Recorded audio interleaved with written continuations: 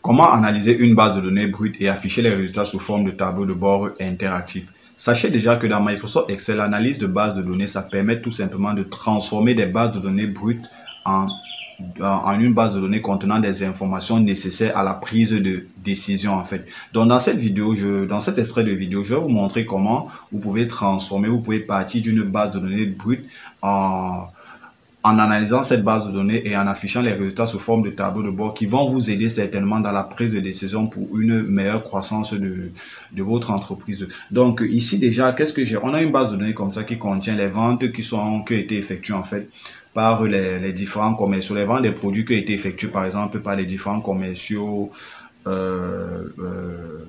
dans des régions différentes. Donc ici, j'ai quoi? J'ai déjà la liste de mes commerciaux. Ici, là, j'ai l'âge, le sexe, j'ai la ville, j'ai la région, les clients, les numéros de téléphone des clients, les dates de livraison des produits, les délais de paiement, les produits en tant que tel, le prix unitaire pour chaque produit, la quantité, le prix total, l'avance, l'état de la vente de la facture, par exemple, est payé ou impayé, le nombre de jours avant la date d'expiration et le statut de la facture ou du client en fait. Est-ce qu'il faut relancer le client pour cette facture ou alors est-ce que le client en attente, ainsi de suite.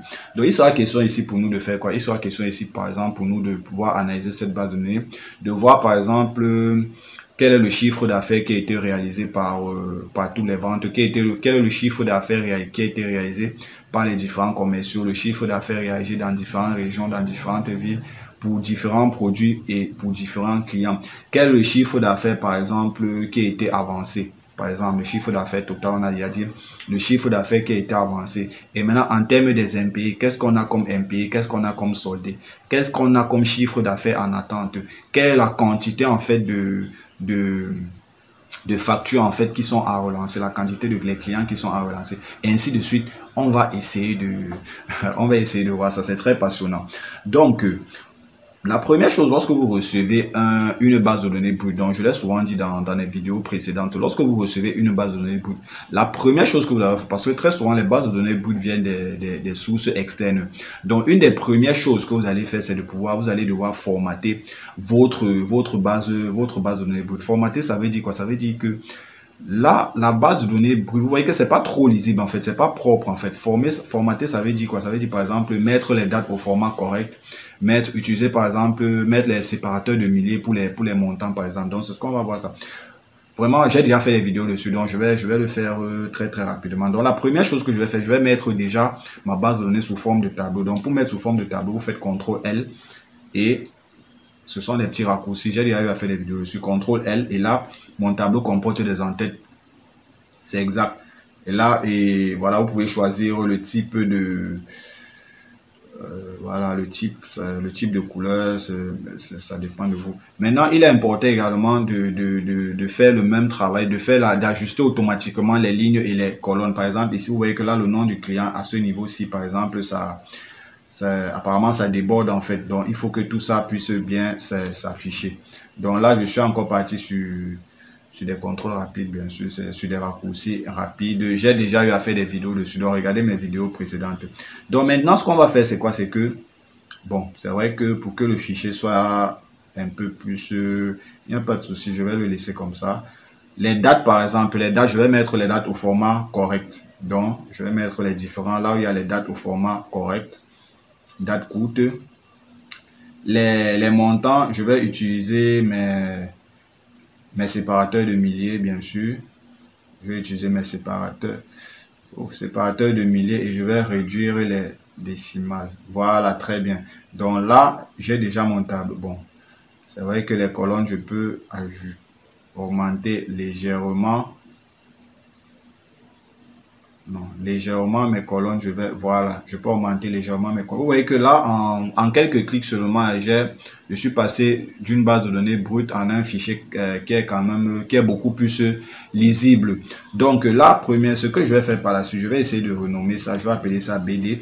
Et maintenant, je vais utiliser un outil de synthèse qui est très utilisé. C'est-à-dire, c'est un outil puissant de Microsoft Excel. Ça va nous permettre de faire comme ça la synthèse de nos différentes données et d'afficher comme ça là les différents chiffres d'affaires en fait en fonction de nos data. Donc ici on va utiliser comme ça les tableaux croisés dynamiques, vous l'avez deviné. Donc là, insertion, tableau croisé dynamique. Une nouvelle feuille que je vais appeler la feuille de synthèse. Donc la première information qu'on va ressortir sur notre tableau croisé dynamique, ça sera tout simplement le chiffre d'affaires global qui a été réalisé. Donc ici, là, je viens au niveau des champs. Là, je vais survoler. Je vais vraiment pas rentrer trop en, mais je vais survoler quand même. Donc ici, je vais prendre le prix total. Prix total, vous voyez, automatiquement, il va mettre ça dans le champ des valeurs parce qu'il se rend compte que dans la colonne du prix total, bah, il n'y a que des valeurs. Le prix total, voici le prix total ici. Il n'y a que les valeurs dans la colonne du prix total. Donc là, je vais appeler ça chiffre d'affaires réalisé. Et peut-être je vais le laisser là. Je vais le laisser là. Je vais venir ici. Je vais retirer les sous-totaux. Voilà. Donc là, j'ai mon chiffre d'affaires réalisé. Bien sûr, pour ce chiffre d'affaires, je vais utiliser le séparateur de milliers. Maintenant, une fois que j'ai mon chiffre d'affaires réalisé, je peux calculer le chiffre d'affaires, par exemple, quel chiffre d'affaires? Je peux calculer le chiffre, là, le chiffre d'affaires qui a été avancé, par exemple. Le chiffre d'affaires qui a été avancé. Voilà, là, j'ai le chiffre d'affaires avancé. Donc là, j'ai le chiffre d'affaires avancé. Et maintenant, ici, je peux également calculer la quantité de produits qui ont été vendus.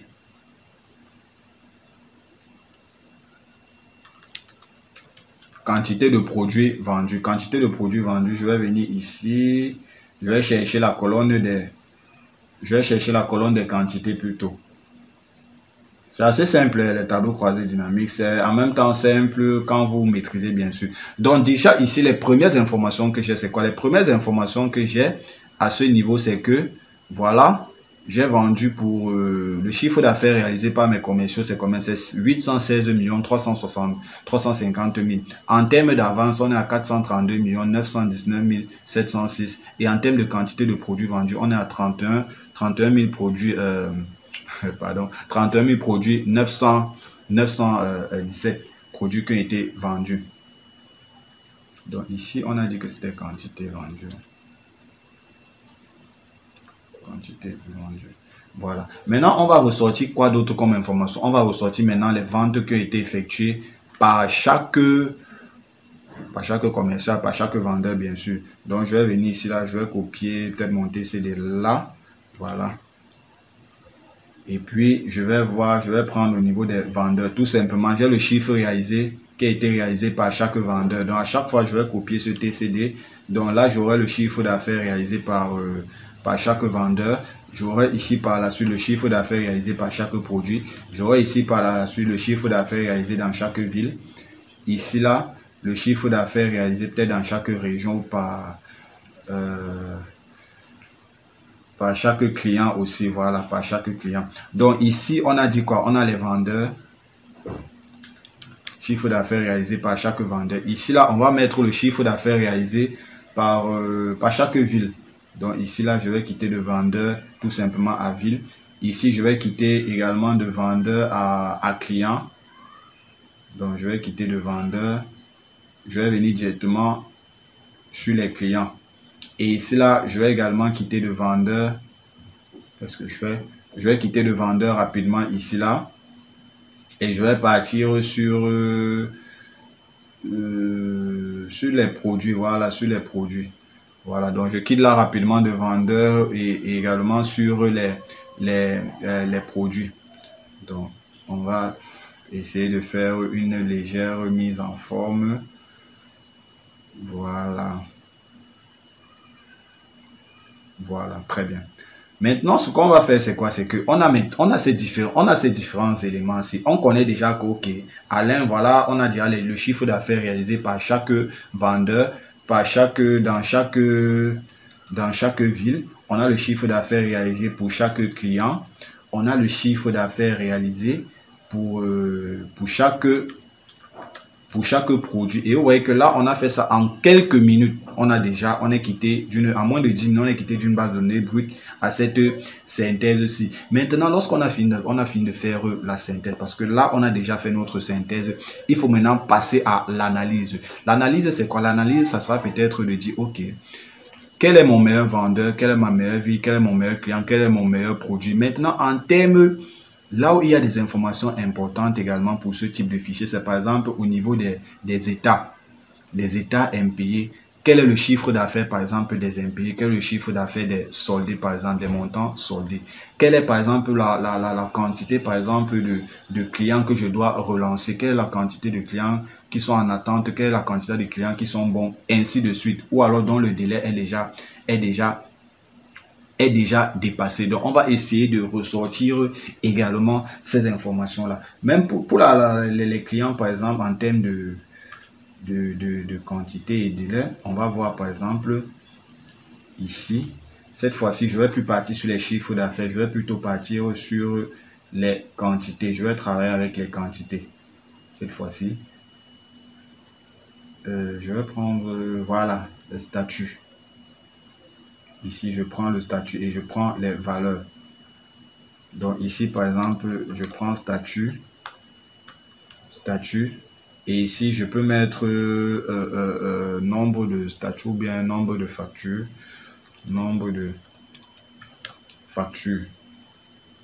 Voilà. Donc ici, qu'est-ce que j'ai quoi comme information déjà ici là? Au niveau des statuts ici, j'ai quoi comme information? J'ai déjà les factures qui sont bon. Ça veut dire que ce sont les factures qui sont déjà soldées. Donc les factures qui sont payées. Bon, ça veut dire que là, j'ai 23. Ici, là, le délai est dépassé. Ça veut dire qu'il devait payer, par exemple, le 10 et on est au-delà du 10. J'ai 91 factures et le délai est dépassé. Maintenant, en attente, c'est ceux dont le délai n'est pas encore arrivé. Donc, ils sont encore en attente de paiement. Et maintenant, ici, là, j'ai ce que je dois relancer. Ce que je dois relancer, par exemple, c'est pour dire, par rapport au fichier, c'est pour dire, OK, les clients dont la facture entre le délai de paiement et la date du jour, c'est peut-être, il reste par exemple 7 jours. À vous de définir. Ça peut être 3, ça peut être 4, ça peut être 7 jours. Mais je dois le relancer pour dire attention, vous devez payer votre facture, ainsi de suite. Donc, j'ai ces différents éléments-là. Bon, maintenant, ce que je vais faire, c'est quoi? Je vais utiliser maintenant un autre outil qui est assez puissant, qu'on va appeler les filtres, en fait. Les filtres permettent de faire quoi? Les filtres permettent tout simplement de filtrer, de pouvoir filtrer vos bases de données, de pouvoir filtrer vos tableaux. Et ça permet de faire des filtres automatiques, en fait. Des filtres automatisés. Donc, je vais appeler mes filtres, mes segments ici. Donc, je vais insérer quel segment, quoi comme segment. Je peux insérer les segments sur les régions, par exemple. Donc, je vais prendre les régions. Je peux prendre le sexe aussi. Je vais prendre le sexe. Je vais prendre l'état. Voilà. Et le statut. L'état et le statut. Par exemple, ici, je vais mettre des segments sur mes régions. Ici, je vais mettre les segments sur le sexe. Ici, je vais mettre l'état. Et là, je vais prendre des segments sur le statut. Je peux mettre ça sur 2 colonnes, par exemple. Voilà. Donc là, j'ai mes différents états. Maintenant, pour aller plus loin, je peux même prendre, je vais mettre ça ici, là. Je vais insérer un autre segment maintenant pour les produits, puisque ce sont les produits qu'on vend. Donc, je vais prendre un autre segment pour mes produits. Ce sont les produits qu'on vend. On veut voir, dans notre cas, quel est le meilleur, le produit, par exemple, le plus rentable. Voyez-vous? Donc là, j'ai mis un autre segment pour mes produits. Ici, je suis sur les régions. Je suis sur les régions là. Voilà, donc voilà mes différents segments. Maintenant, vous allez voir que lorsque je défile par exemple entre les segments, si vous regardez bien, vous voyez que c'est uniquement ce tableau croisé dynamique des vendeurs. Or, moi, je veux que mes segments en fait soient liés à tous ces TCD, c'est-à-dire ils interagissent avec tout ça. Ça veut dire que lorsque je clique par exemple sur je prends n'importe quoi, la région du centre, je veux qu'ils me mettent les villes du centre, les clients du centre, les produits du centre, ainsi de suite. Donc, je veux qu'ils fassent tout ça en fait. Donc, ce que je vais faire, c'est quoi? Je vais lier chaque segment aux autres tableaux croisés dynamiques en utilisant comme ça les connexions de rapport pour chaque segment. Donc là, je vais vous montrer. Il y a une manière d'automatiser tout ça, mais là, je vais juste le faire manuellement. Ça, c'est dans la formation avancée. C'est dans la formation avancée que je montre toutes ces techniques-là. Je ne peux pas tout vous montrer ici, malheureusement. Donc, ceux qui bénéficient des formations chez Excel Académique, les formations avancées, ils connaissent bien les techniques et les méthodes d'automatisation. Donc, ils n'ont plus besoin de faire ça manuellement comme je suis en train de le faire. Mais déjà, comme je le fais là, c'est déjà pas mal. Il y a beaucoup de personnes qui sont très profanes autant pour moi par rapport à ça. Donc là, déjà, c'est pour mes abonnés en fait que vous êtes. Donc, il y a, voilà. Donc, j'essaie un peu d'aménager tout ça. Voilà. Très bien. Ok. Ce qu'on va faire, c'est quoi? C'est que on va, pour éviter ces petits décalages là, je vais lui dire de paramètres de segment. Non, c'est même pas là. Propriété. Ne pas déplacer. Ne pas déplacer. Ne pas déplacer. Ne pas dépasser. Ne pas dépasser. Voilà. Voilà. Donc, du coup, ce qui se passe, c'est quoi? C'est que lorsque je viens, par exemple, ici sur... j'essaie de faire des filtres. Par exemple, si je prends sur la région du centre, par exemple, rien que dans la région du centre, voilà les données qui correspondent à la région du centre, par exemple. Vous voyez que là, la région du centre, en termes de chiffre d'affaires, voilà mon chiffre d'affaires réalisé. Voilà l'avance, voilà la quantité vendue et voilà les différents vendeurs de la région du centre. Voilà même les villes de la région du centre. Et voilà les différents clients. Et maintenant, pour aller plus loin, c'est quoi l'intérêt en fait? Je peux dire, ok, je veux voir uniquement dans la région du centre, je veux extraire uniquement, parce que ça permet aussi de faire l'extraction, le tableau croisé numérique.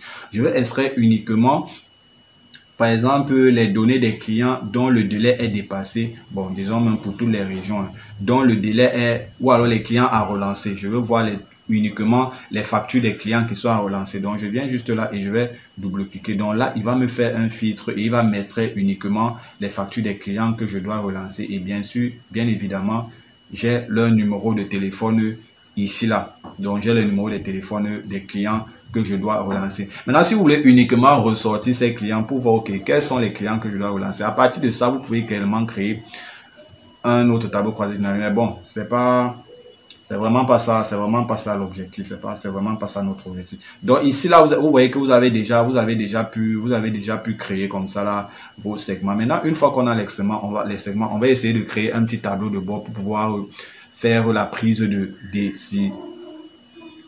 décision. Maintenant, pour créer le tableau de bord, on va faire quelque chose rapidement, un calcul simple. On va partir sur le chiffre d'affaires pour voir le pourcentage en termes de chiffre d'affaires. Donc, je vais faire un calcul simple. Je vais dire que ça, c'est égal à l'avance divisé par ce qui a été donné. Et du coup, pour avoir le reste, je vais faire 1 moins ceci en termes de pourcentage. Donc, les deux ci, par exemple, je vais mettre ça en pourcentage et lorsque je sélectionne les deux, je vais insérer un graphique en anneau que je vais couper. Je vais mettre ça dans une autre feuille que je vais appeler par exemple TB. Et puis bim, je mets ça là. Lorsque je l'ai mis là, je vais essayer de, parce qu'il ne faudrait pas que ça occupe également trop. Non, je ne voulais pas l'éclater, désolé. Il ne faudrait pas que ça occupe trop d'espace. Maintenant, je vais essayer de calculer le pourcentage, en fait, le pourcentage qui a été effectué pour ces ventes-là. Donc, pour ça, je vais insérer rapidement une zone de texte ici à l'intérieur. Et je vais dire que ma zone de texte est égale à quoi? Ma zone de texte est égale à cette valeur-ci, à 53%. 53% égale à 53%. Je vais augmenter ceci. Voilà, segment 3 pour ça. Au niveau du formatage, je vais mettre aucun remplissage, les bordures, aucune bordure. Voilà. Donc là, j'ai déjà mon pourcentage. Je vais essayer de progresser. Je vais prendre un graphique pour les vendeurs. Donc pour les vendeurs, je vais prendre quoi? Je peux prendre ceci.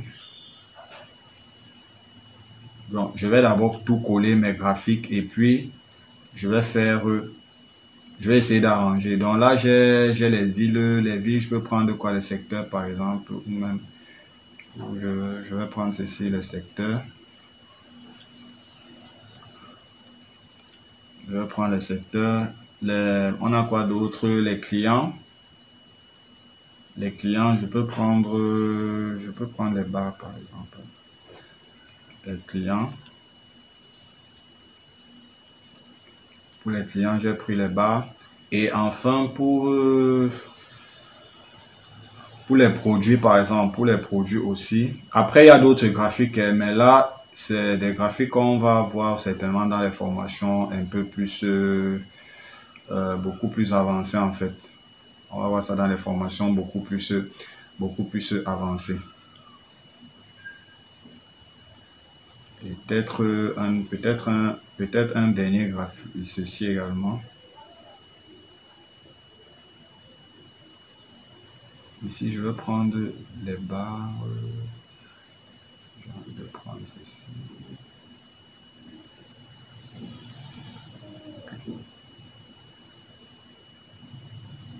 Bref, travaillons avec ces quatre graphiques-ci.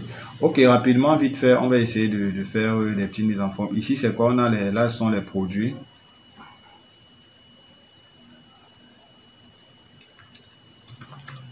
Là sont les produits. On va enlever le total et on va enlever le chiffre d'affaires. Qu'est-ce qu'on peut retirer d'autre sur les produits?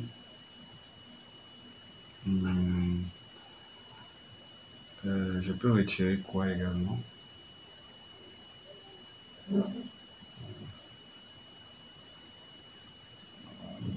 Voilà le tableau de bord de mes différents produits.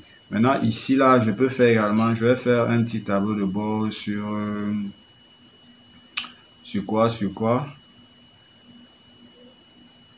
Je vais mettre un autre tableau de bord sur les villes. Ça, ce sont les villes. Je vais faire un autre tableau de bord sur les villes. Bien sûr, en bas, je vais retirer. Ok, là, j'ai le tableau de bord de mes villes. Il ne faudrait pas qu'il m'occupe aussi trop d'espace quand même. Je ne veux pas éclater, non. Voilà. Voilà, très bien. Donc là, j'ai le petit tableau de bord sur mes villes. Et ici, maintenant, qu'est-ce que j'ai? J'ai le tableau de bord de... Ça, ce sont les clients. Tableau de bord de mes clients. Et sur ce tableau de bord, je peux voir les différents chiffres d'affaires qui ont été réalisés par mes clients, bien sûr. Je peux avoir un œil dessus. Et je pense que j'ai un dernier tableau ici. Ça, c'est le tableau de bord de mes... Ça, c'est le tableau de bord de mes vendeurs, voilà, de mes vendeurs. Ça m'intéresse pas trop. Et je peux, si je le souhaite, voir également le chiffre d'affaires qui a été réalisé autant pour moi par mes différents vendeurs. Bref, vous avez comme ça ces différents tableaux de bord. Et maintenant, ce qui est intéressant, on va essayer de voir comment est-ce qu'on peut rendre nos tableaux de bord interactifs. Interactifs, ça veut dire quoi? Ça veut dire qu'on peut filtrer. Donc ici, pour le faire, je vais rajouter ici par exemple un champ. Je vais rajouter un champ ici pour mes différentes valeurs. Donc là, je vais dire que ça c'est égal à quoi? C'est égal Je vais dire que c'est égal à ma zone de texte, si ça sera égal à quoi? Ça sera tout simplement égal au chiffre d'affaires, bien sûr. Bien sûr, je sais pourquoi ça fait ça. Ça veut dire que ça sera égal. Ma zone de texte, pardon, sera égale tout simplement à ma feuille ici A2. À la cellule de la cellule A2 qui correspond à quoi? Qui correspond comme ça là au chiffre d'affaires qui a été réalisé. Et maintenant, par la suite, je peux exporter maintenant mes différents segments. Je peux mettre ce segment-là ici, par exemple.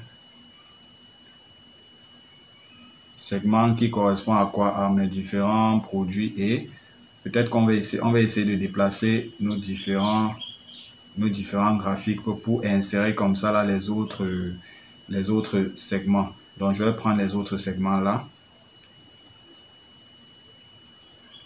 que je vais couper et puis je vais venir mettre ces segments au niveau de intégrer ces différents segments sur mon tableau, mon tableau de bord tout simplement. Voilà.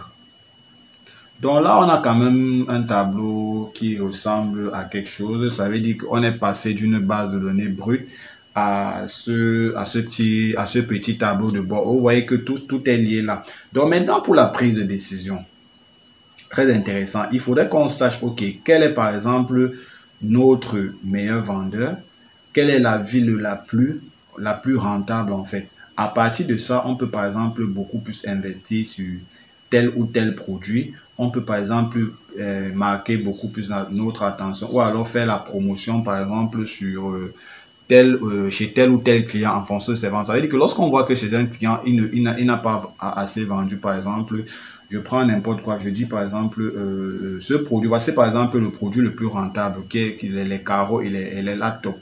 Je vends moins les cahiers, les boissons et les parapluies. Ça veut dire que peut-être qu'il faut que je dois mener certaines des actions commerciales par rapport à ces différents produits. Donc c'est à ça que peut servir des tableaux de bord. Et maintenant ici là, j'ai par exemple les villes. Je me rends compte que c'est la ville de Garoua. La ville de Garoua. Je pense que c'est ça qui est en bleu ou Bankom ou quelque chose comme ça. Je me rends compte que c'est la ville où je vends le plus. Par rapport à mes clients, je me rends compte que voilà mes deux meilleurs clients, Nice Fashion et Solutions Plus.